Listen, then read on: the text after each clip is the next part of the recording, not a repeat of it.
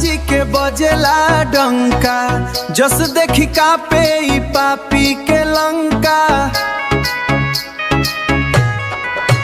हाँ, जग में कन्हैया जी के बजेला डंका, जस देखी कापे ई पापी के लंका।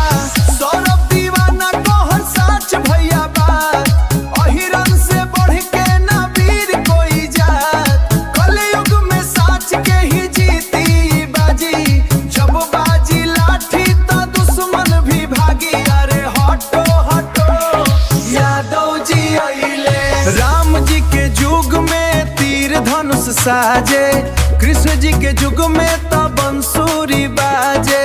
हमनी के आन बान शान ह लाठी, माटी के रक्षक ह वीर अहिराती।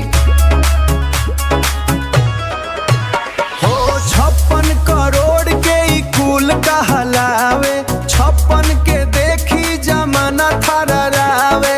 जेकरा के देखी जमाना थररावे, दीवाना के सुर में जो सुरई मिलावे। यादव के आगे कोई टिक नहीं पावे, जग में कन्हैया जी के बजेला डंका, जस देखी कापे ई पापी के लंका। जग में कन्हैया जी के बजेला डंका, जस देखी कापे ई पापी के लंका। सौरभ दीवाना कहर साच भैया बात, सौरभ दीवाना कहर साच भैया बात। अहिरन से बढ़ के ना वीर कोई जात, कलयुग में साच के ही जीती बाजी। जब बाजी लाठी तो दुश्मन भी भागी। अरे हटो हटो यादव जी अइले, गोली बारूद के त बाटे जमाना, बाकिर लाठी के दम सब जग जाना।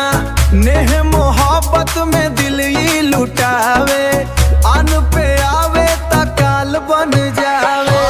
कृष्ण के बंसुरी या गोवर्धन धार,